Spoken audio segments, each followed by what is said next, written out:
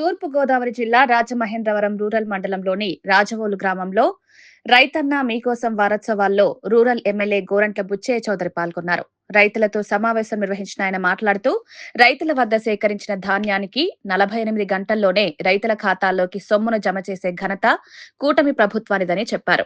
రైతు సంక్షేమమే ప్రభుత్వ ధ్యేయమని, వ్యవసాయాన్ని లాభసాటిగా మార్చే దిశగా పలు సంస్కరణలు కొనసాగుతున్నాయని తెలిపారు. డ్రిప్ ఇరిగేషన్ ఏర్పాటు చేసుకునేందుకు సబ్సిడీలు అందుబాటులో ఉన్నాయని, బిందు సేద్యం ద్వారా ఖర్చులు తగ్గి దిగుబడులు పెరుగుతాయని రైతులకు వివరించారు. ఒకే పంటపై ఆధారపడకుండా డిమాండున్న పంటలను పండిస్తే రైతులకు లాభదాయకంగా ఉంటుందని సూచించారు. అధిక రసాయనాల వినియోగాన్ని తగ్గించి ప్రకృతి సేద్యాన్ని ప్రోత్సహిస్తే ఆరోగ్యకరమైన పంటలు అందుతాయన్నారు.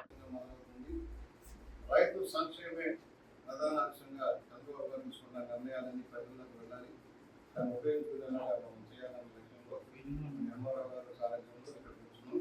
రామకృష్ణ గారు, ఇందిరా గారు ఉన్నారు, అగ్రికల్చర్ అధికారులు ఉన్నారు, ప్రసాద్ గారు, రామకృష్ణ గారు ఇక్కడ ఉన్నారు. వాళ్ళ ఒకటి గత ప్రభుత్వంలో జరిగింది ఇవాళ జరుగుతుందని కూడా మనం అర్థం చేసుకోవాలి. రాజకీయాలకు అతీతంగా అర్థం చేసుకోవాలి.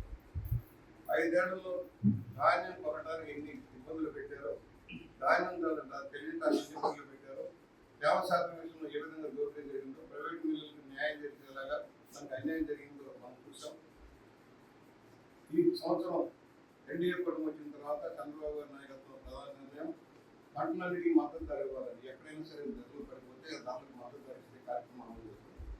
మినుములు, పెసలు, కందులు ఇలాంటి పంటలు కానీ, అలాగే మామిడి కానీ, పత్తి కానీ, పొగాకు కానీ ప్రభుత్వమే కొడతాం, మద్దతు ధర కొడతాం.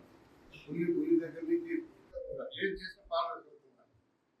గ్రామ శాతం విషయంలో కానీ, ఇలాగ వర్షాల వల్ల పంట దెబ్బతిన్నప్పుడు దాన్ని ఏ విధంగా కొనాలన్న విధానంలో నూతన విధానం ప్రవేశపెట్టి ఇక్కడ రైతులు న్యాయం చేస్తారు. మీరు చూశారు, ఇప్పుడు 90% అయిపోయింది మన దగ్గర రాష్ట్రంలో. 90% పంట ప్రభుత్వమే కొన్నాం. ఇవాళ 7,607 క్వింటాలు మన ఊళ్ళో కొన్నారు. దానికి 1,80,47,000 ఆల్రెడీ ఖాతాలో మొదలే కాదు కొంచెం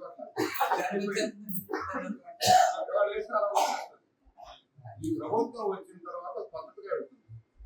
ఏ స్కీమ్ అయినా ఖచ్చితంగా అమలయ్యేలాగా ముందుకు వెళ్తుంది. వాళ్ళ పెన్షన్ 1వ తారీఖున ఖచ్చితంగా 64 లక్షల మంది 24 రకాల పెన్షన్